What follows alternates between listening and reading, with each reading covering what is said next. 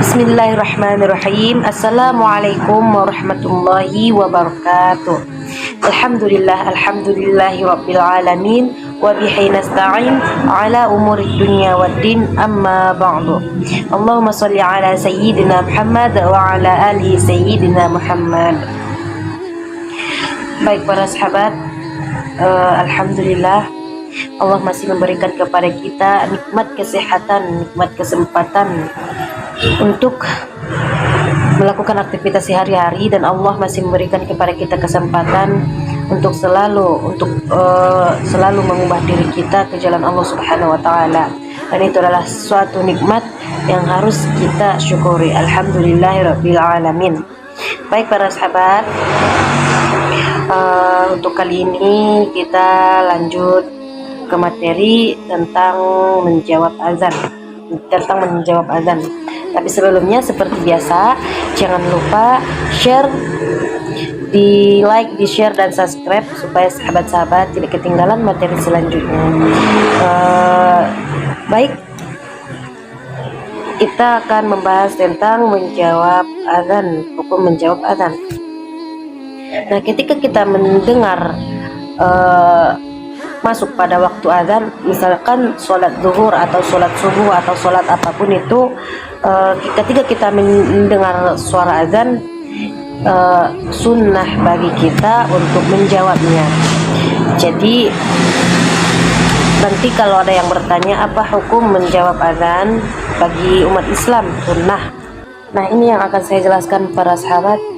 Siapa yang menjawab azan sama dengan ucapan muazin. Muazin itu orang yang mengumandangkan azan, kecuali kalimat hayya 'alas shalah, hayya 'alal falah. Misalkan Allahu akbar, kita menjawab Allahu akbar.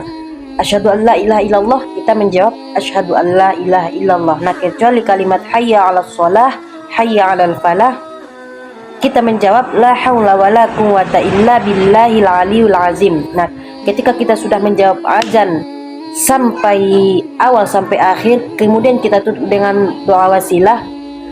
Ketika kita sudah menjawab azan mulai dari awal sampai akhir dan kita akhiri dengan membaca doa wasilah. Nah, sebelum kita membacakan doa setelah azan itu, para sahabat, alangkah baiknya sebelum itu kita bersolawat dan mengucap syahadat. Contohnya, setelah kita selesai menjawab azan sudah selesai, kita sudah selesai menjawabnya, langsung asyhadu an la ilaha illallah wa asyhadu anna muhammadar rasulullah. Allahumma sholli ala sayyidina Muhammad wa ala ali sayyidina Muhammad. Langsung Allahumma rabb hadhihi da'wati tammah wassalatil qa'imah ati sayyidina Muhammadanil wasilata wal fadilah wasyarafa wad darajatal 'aliyatar rafi'ah wa ba'ashu maqaman mahmudan lilladzi wa'adta. Tapi ada tambahan dari riwayat Al-Bahadi, innaka la tukhriful mi'ad. Nah, jadi ketika kita sudah menjawab azan, ketika kita sudah selesai membaca doa wasilahnya, maka apa ganjarannya bagi kita? Halat lahu syafaati yaumal qiyamah.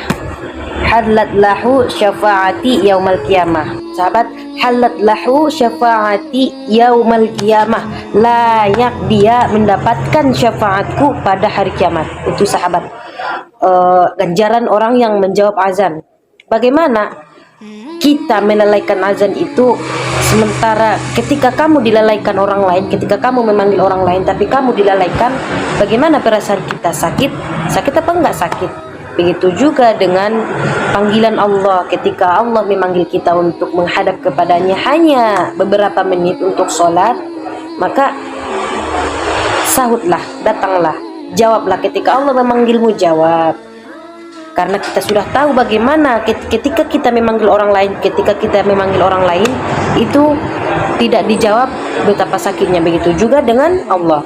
Maka dari itu, mari kita sama-sama untuk menjawab azan. Jawablah azan. Menjawab azan kan tidak tiap hari, hanya 5 kali dalam sehari semalam. Luangkan waktu untuk menjawab azan karena syafaatnya sangat besar, sahabat.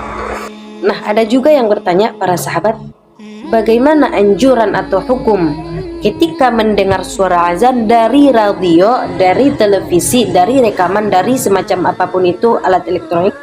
Ketika kita mendengarkannya, apa anjurannya, apa hukumnya kita menjawab azan? Nah, di sini sahabat, orang yang azan itu sebelum azan itu pakai niat.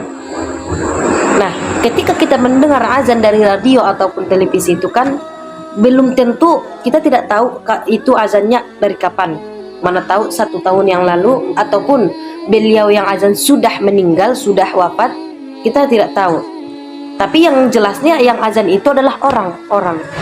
Jadi ketika kita mendengar azan dari radio atau televisi, kita tidak tahu dia berniatnya dari kapan. Jadi ketika kita mendengarnya tidak apa-apa, dia tidak jawab. Tapi ketika ada orang ingin menjawab, ketika kamu ingin menjawab, karena ada juga sebagian para sahabat ketika ia ingin candu, ingin terbiasa untuk menjawab azan supaya ketika orang berkumandang dia bisa menjawabnya.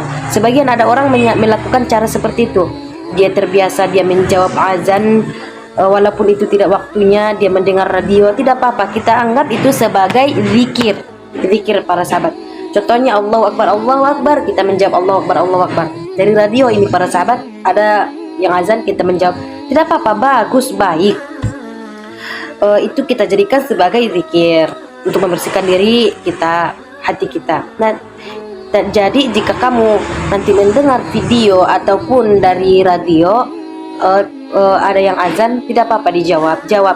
Kita jadikan itu sebagai zikir untuk mendekatkan kepada Allah Subhanahu wa taala. Jadi itu sahabat. Ada satu lagi para sahabat, saya ingin menginformasikan, ketika kita sudah menjawab azan, sudah membaca doa setelah azan, jangan lupa kita berdoa. Maksudnya gimana? Kita sudah menjawab azan, awal sampai akhir jawab. Nah, setelah itu melakukan doa setelah azan. Nah, setelah itu berdoalah. Doa salah satu doa yang paling mustajab para sahabat ketika berdoa setelah azan sebelum iqamah. Berdoalah setelah azan sebelum iqamah. Kita menjawab azan lalu membaca doa azan. Nah, setelah itu berdoa lagi. Apa hajat kamu, apa keinginan kamu, kamu ingin ini, kamu ini. Nah, itu adalah salah satu doa yang paling mustajab setelah azan. Adakan juga doa yang paling mustajab itu di akhir sepertiga malam. Nah, ini juga salah satu doa yang paling mustajab. Berdoalah ketika sudah melaksanakan, ketika sudah menjawab azan dan membacakan doa azan, di situ berdoalah. Itu yang paling baik para sahabat. Katakan hajat kita, katakan apa yang kita inginkan. Itu para sahabat, berdoalah ketika sudah menjawab azan. Dari mana doanya itu? Di mana tempatnya? Setelah menjawab azan, setelah azan dan sebelum iqamah, disitulah berdoa. Nah, mungkin sampai di sini pembahasan kita para sahabat. Kalau berbeda pendapat saya dengan fatwa ulama mufti, maka campakkan pendapat saya. Kalau pendapat saya berbeda dengan pendapat yang lain, ulama yang lain ataupun ustazah, maka tidak apa-apa, campakkan pendapat saya. Pakailah pendapat yang menurut sahabat itu bisa ditiru. Saya tidak apa-apa. Saya hanya membagi atau men-share amalan, tidak bermaksud apa-apa. Jika pendapat saya tidak sesuai dengan ulama yang lainnya, campakkan saja pendapat saya. Mungkin sampai di sini sahabat. Apabila di saat saya menjelaskan, di saat saya memberikan materinya, amalannya, apabila ada kata-kata yang kurang pas atau ada yang salah, saya meminta maaf karena saya juga lagi dalam proses belajar. Kita sama-sama belajar, bukan berarti saya itu tahu semuanya, saya paling tahu semuanya, tidak.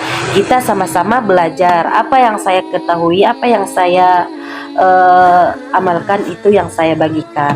Jadi untuk itu sahabat, mari sama-sama kita selalu memperbaiki diri, jangan saling menghujat, jangan saling merendahkan, sama-sama memperbaiki diri.